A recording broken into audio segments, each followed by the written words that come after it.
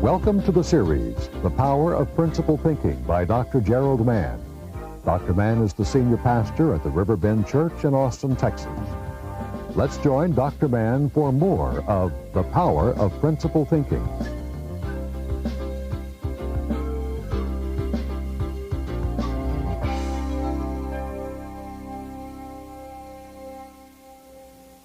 I've been doing a series of sermons called The Power of Principle Thinking. I believe in positive thinking.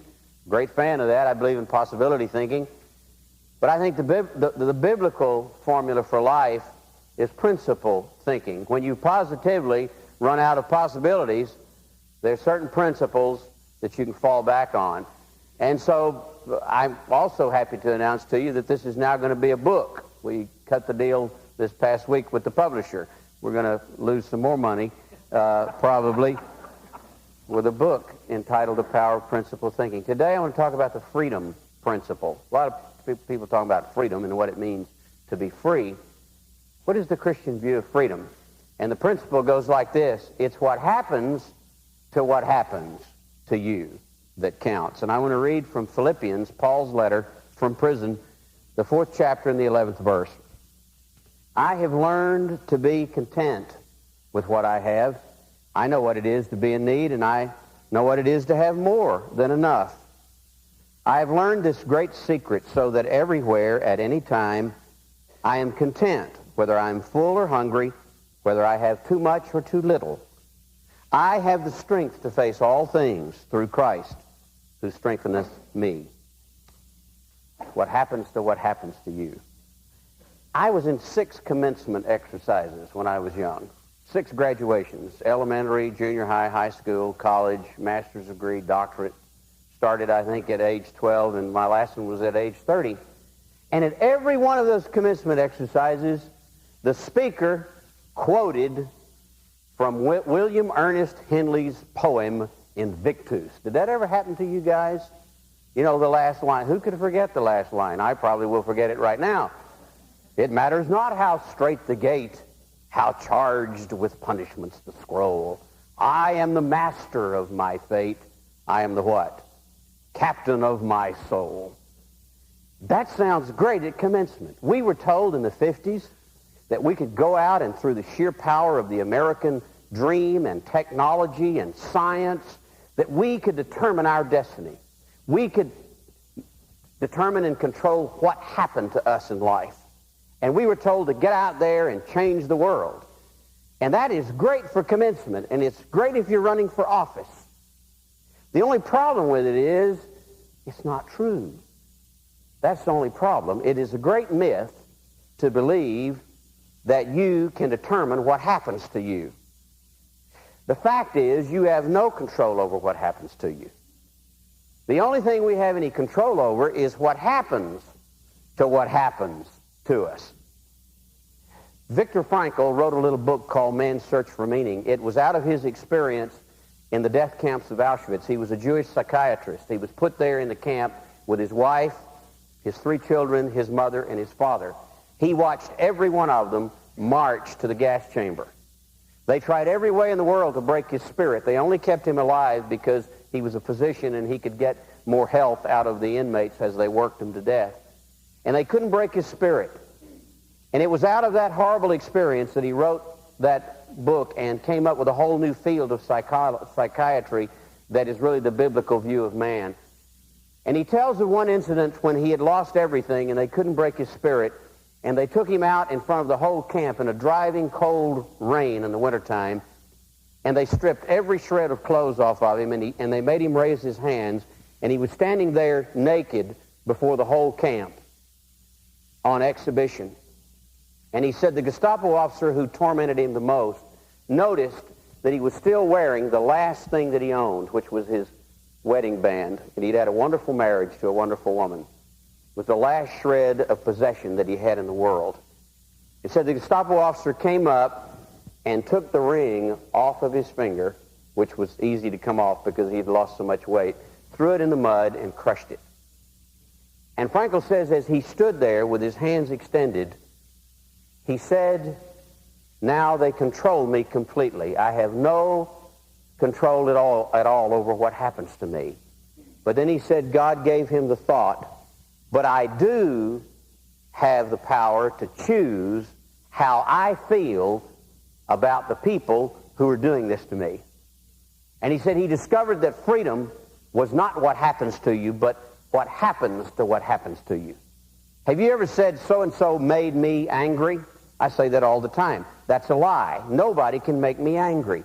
I can allow you to be angry, and I can choose to be angry. My wife the other day said, you've been throwing your clothes in the floor for 37 years that I've known you, or whatever it is, and I know that I have complete control over my feelings, and by golly, I choose to be angry. Get your clothes out of the floor.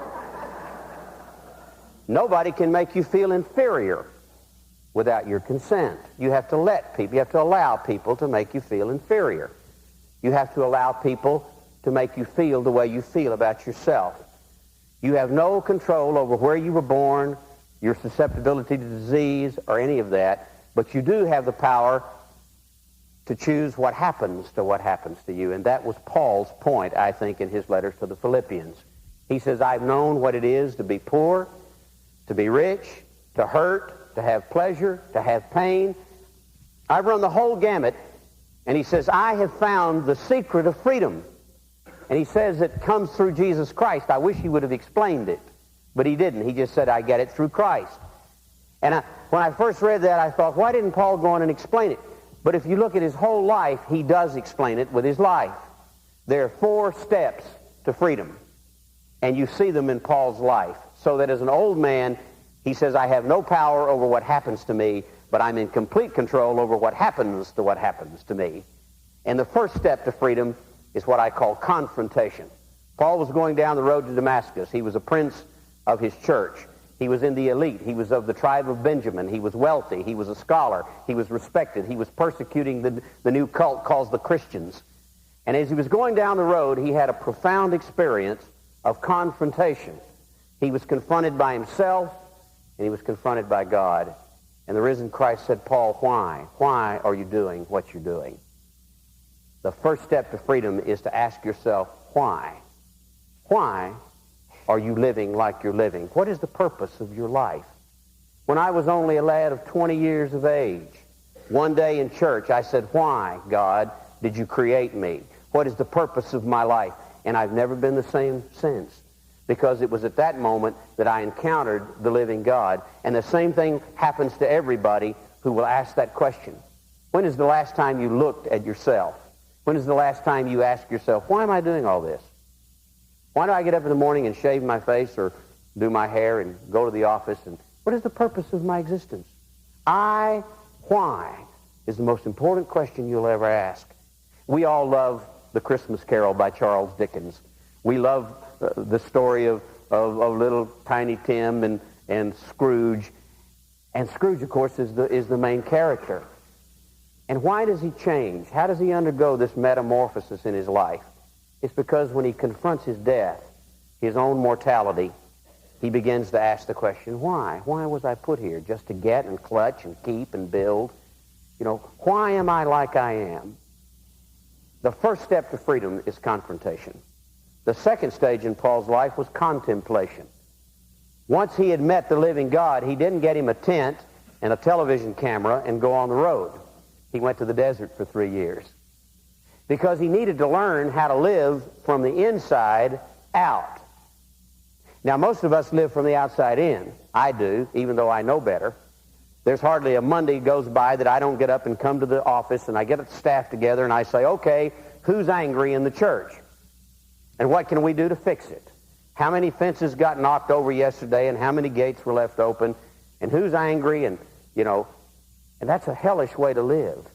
But most of us live that way. We get up and we go out and we say, here I am, life, stick me with all the arrows.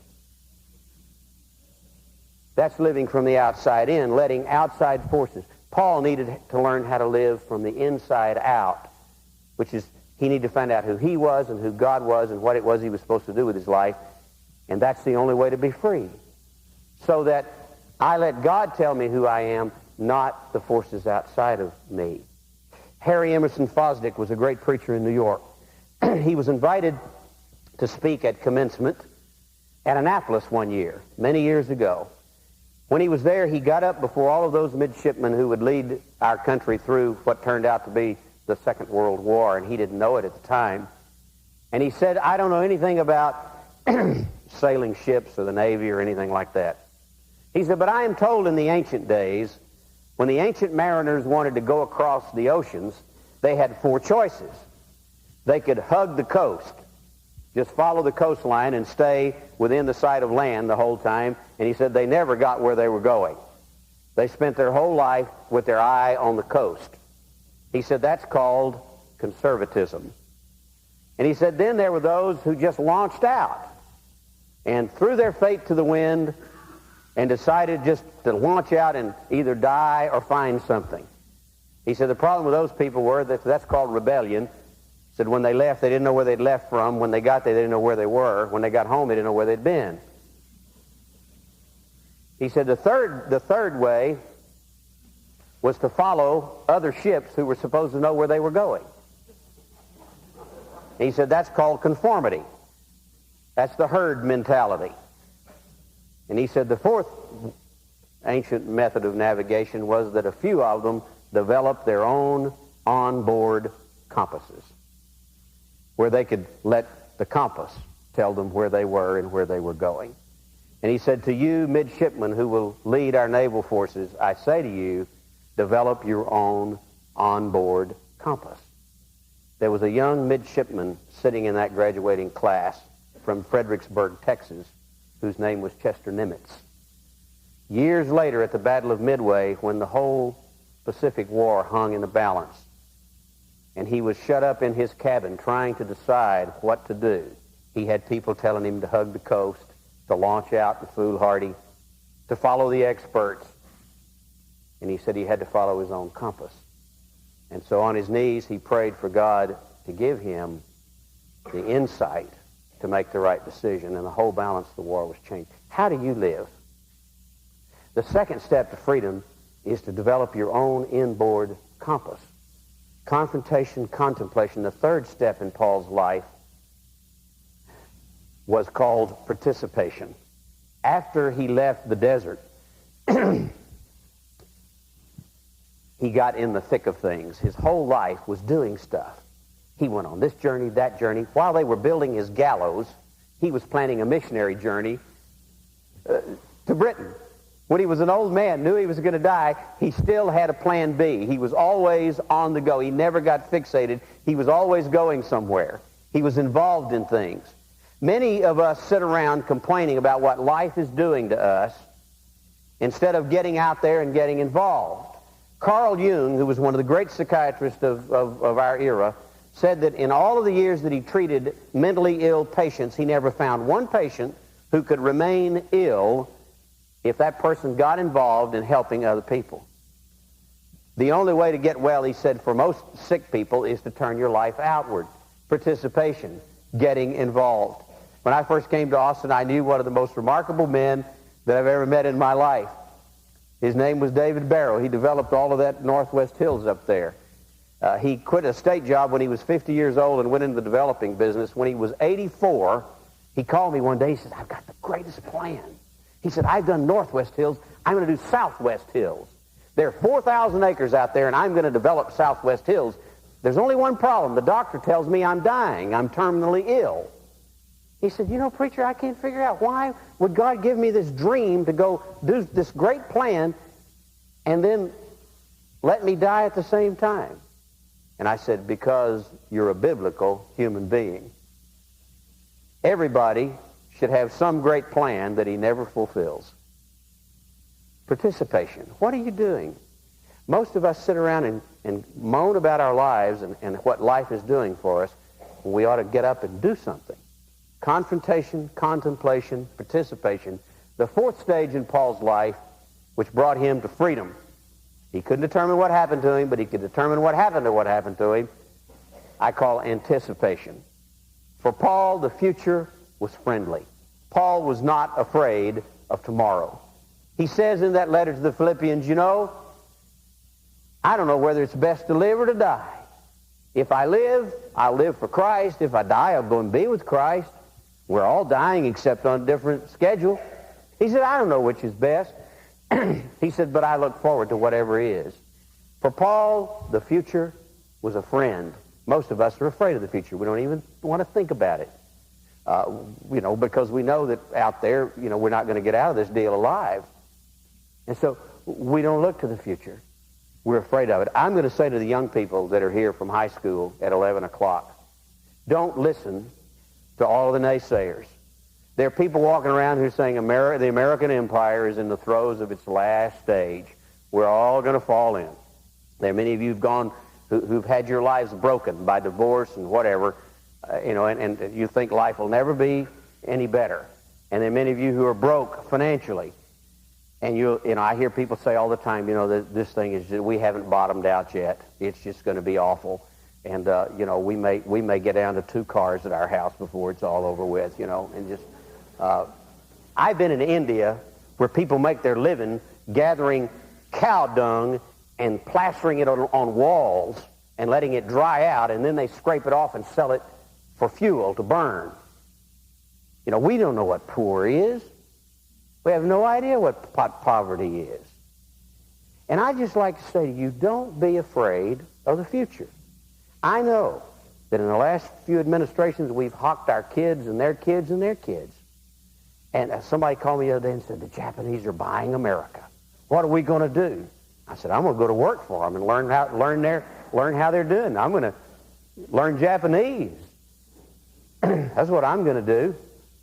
And I hope they buy something for me and I'll just keep the money.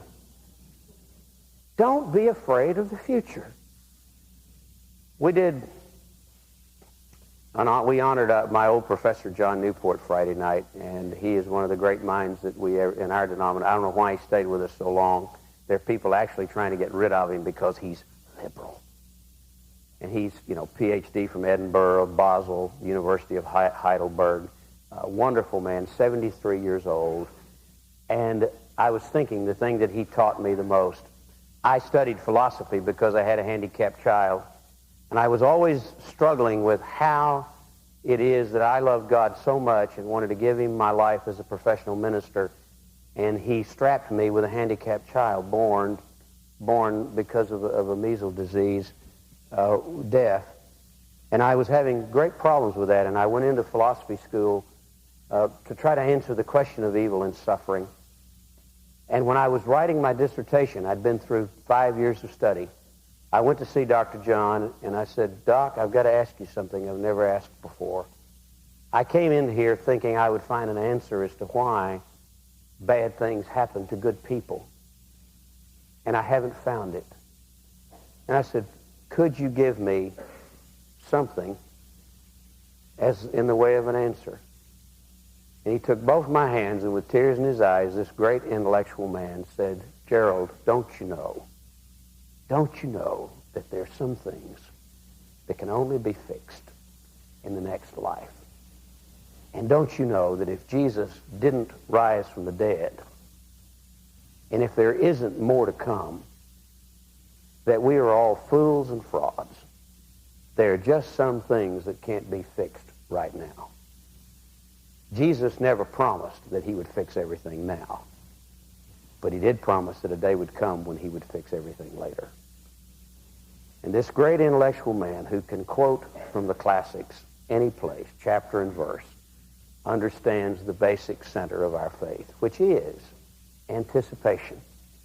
So, it's not what happens to you that's going to determine whether you're free. It's what you do with it. What happens to you. And you'll never be free until you're willing to be confronted by God, confrontation. Until you're willing to live from the inside out, contemplation.